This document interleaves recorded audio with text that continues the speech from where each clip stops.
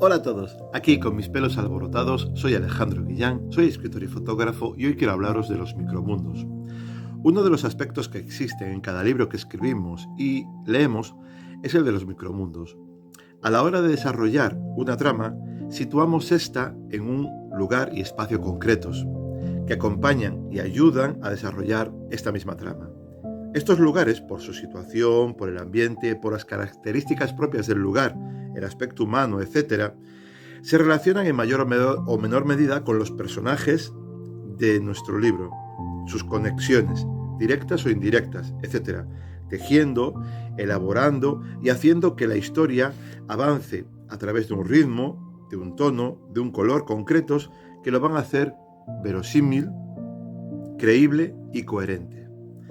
Todo esto crea un micromundo que lo envuelve todo y que, si está bien construido, atrapa al lector y lo sumerge en él hasta la última página.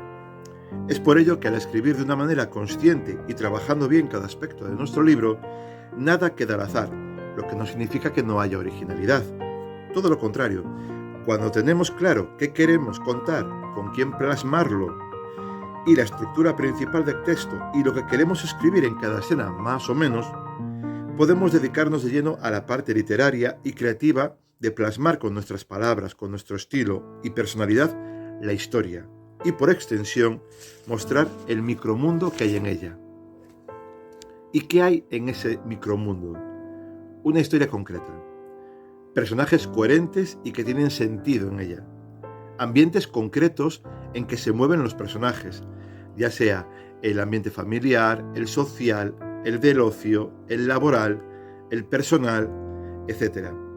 Si es un ambiente nocturno o diurno, porque uno de los dos va a prevalecer, el espacial, y como yo me refiero a que salvo desplazamientos por vacaciones, viajes de negocio, etc., la vida y rutina de un personaje se va a delimitar en un espacio concreto que varía poco. Y al variar poco es donde...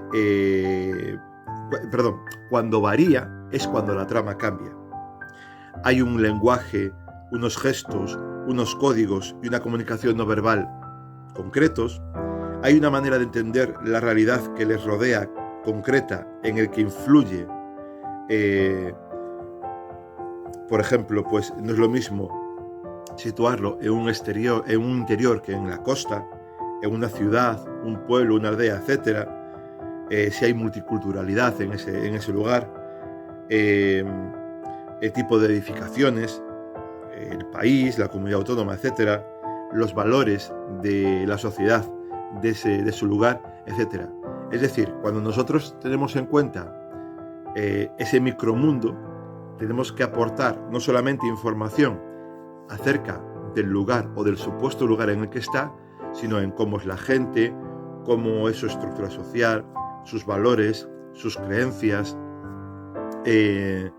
cómo se desarrolla la sociedad desde un punto de vista social, particular, personal, familiar, laboral, en cuanto al ocio, etc. Es decir, tenemos que tener en cuenta muchos aspectos para que ese micromundo sea creíble. Os voy a poner, un ejemplo.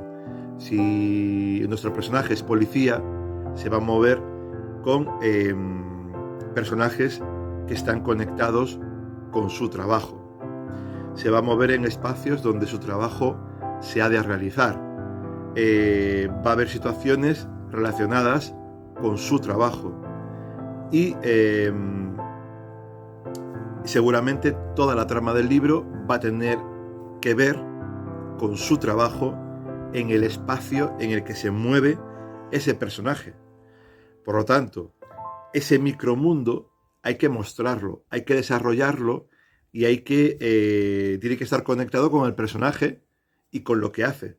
Si no, no tiene sentido y no es coherente y no va a ser verosímil para el lector. Espero que os haya gustado el vídeo. Un saludo.